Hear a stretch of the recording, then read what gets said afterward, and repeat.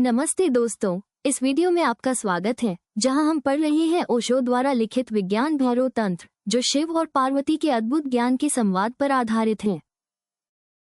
तुमको विचार बदलने का समय भी नहीं मिलेगा, वो तुरंत घटित हो जाएगी। तुमने किसी को सम्मोहित होते देखा है?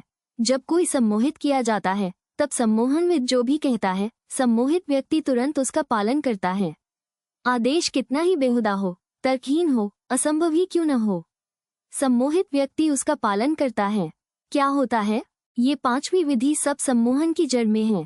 जब कोई सम्मोहित किया जाता है तब उसे एक विशेष बिंदु पर, किसी प्रकाश पर या दीवार पर लगे किसी चिन्ह पर या किसी भी चीज पर या सम्मोहक की आंख पर ही अपनी दृष्टि केंद्रित करने को कहा जाता है। और जब तुम किसी खास बिंदु पर दृष्टि केंद्रित करते हो, उसके 3 मिनट के अंदर तुम्हारा आंतरिक अवधान तीसरी आंख की ओर बहने लगता है।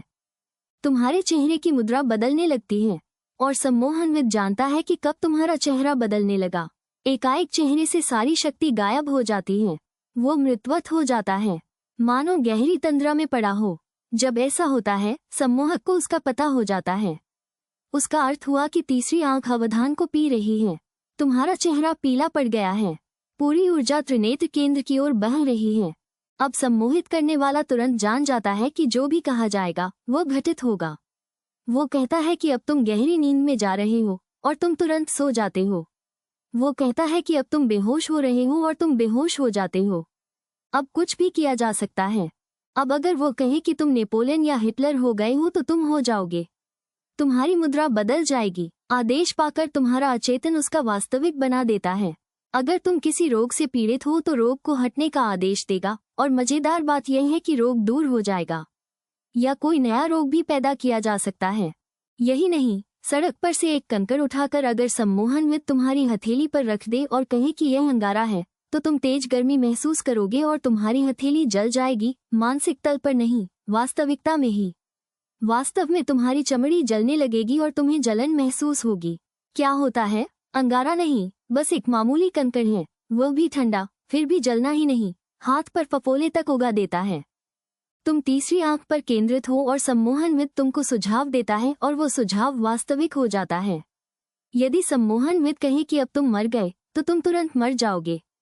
तुम्हारी हृदय गति रुक जाएगी, रुक ही जाएगी। ये होता है त्रिनेत्र के चलते। त्रिनेत्र के लिए कल्पना और वास्तविकता दो चीजें नहीं हैं। कल्पना ही सत्य है, कल्पना करो और वैसा ही जाएगा। स्वप्न और यथार्थ में फासला नहीं है। स्वप्न देखो और सच हो जाएगा। यही कारण है कि शंकर ने कहा कि यह संसार परमात्मा के स्वप्न के सिवाय और कुछ नहीं है, ये परमात्मा की माया है। यह इसलिए कि परमात्मा तीसरी आंख में बसता है, सदा सनातन से। इसलिए परमात्मा जी स्वप्न देखता है, वो सच हो जाता है। और यदि तुम भी तीसरी आंख में स्थिर हो जाओ तो तुम्हारे स्वप्न भी सच होने लगेंगे। सारपुत्र बुद्ध के पास आया, उसने गहरा ध्यान किया, तब बहुत सी चीजें घटित होने लगी, बहुत तरह के दृश्य उसे दिखाई देने लगे। जो भी ध्यान की गहराई में जाता है उसे ये सब दिखाई देने लगता है। स्वर्ग और नरक, देवता और दानव सब उसे दिखाई देने लगे। और वो ऐसे वास्तविक थे कि सारपुत्र बुद्ध के पास दौड़ा आया और बोला कि ऐसे ऐसे दृश्य दिखाई देते हैं। बुद्ध ने कहा, वे कुछ नहीं हैं, मात्र स्वप्न हैं। लेकिन सारपुत्र ने कहा कि वे इतने वास्तविक हैं कि मैं कैसे उन्हें स्वप्न कहूँ। जब एक फूल दिखाई पड़ता है, वो फूल किसी भी फूल से अधिक वास्तविक मालूम पड़ता है। उसमें सुगंध है, उसे मैं छू सकता हूँ। अभी जो मैं आपको देखता हूँ वो उतना वास्तविक नहीं है। आप जितना वास्तविक मेरे सामने हैं, वो फूल उससे अधिक वास्तविक है। इसलिए कैसे मैं भेद करूँ कि कौन सच है और कौन स्वप्न। बुद्ध ने कहा, अब चूंकि तुम तीसरी आंख में केंद्रित हो, इसलिए स्वप्न और यथार्थ एक हो गए हैं। जो भी स्वप्न तुम देखोगे सच हो जाएगा, और उससे ठीक उल्टा भी घटित हो सकता है। जो त्रिनेत्र पर स्थिर हो गया उसके लिए स्वप्न यथार्थ हो जाएगा और यथार्थ स्वप्न हो जाएगा। क्योंकि जब तुम्हारा स्वप्न सच हो जाता है तब तुम जानते हो कि स्वप्न और यथार्थ में बुनियादी भेद नहीं है।